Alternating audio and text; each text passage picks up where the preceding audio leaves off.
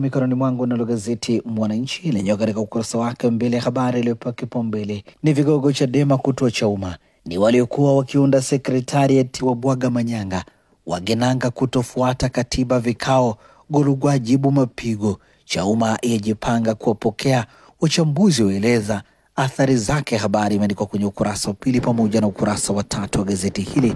Nukuu iliyoandikwa kwenye ukurasa wa mbele wa gazeti hili ni ya Kigaila Benson ikisema, tunatafuta jukwaa muafaka la kwenda kuwatumikia Watanzania kwa sababu hatujazeeka. Tunaondoka leo Chadema, tunaenda kutafakari tutaenda chama gani, lakini mjue CCM si mbadala wetu, ila tutawaambia ni wapi tunakokwenda. Warioba Mongela wataja mageuzi ya Mzee Msuya. Rais Samia Suluhu Hassan amelitangazia taifa taarifa za kuhuzunisha za kifo cha waziri mkuu mstaafu Cleopa Msuya aliyefariki dunia jana katika hospitali ya Mzena jijini Dar es Salaam. Msuya ambaye atabaki kuwa kumbukumbu kutokana na mageuzi. Habari katika ukurasa wa 4.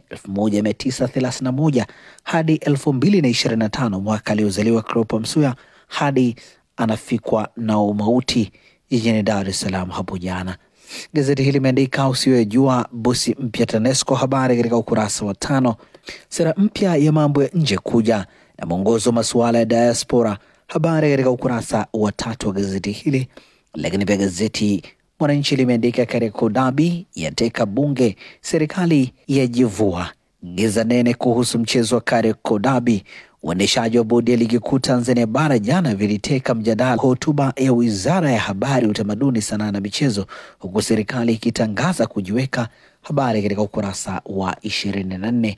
Na hivi ndivyo ambavyo limeandika gazeti Mwananchi Alhamisi ya leo.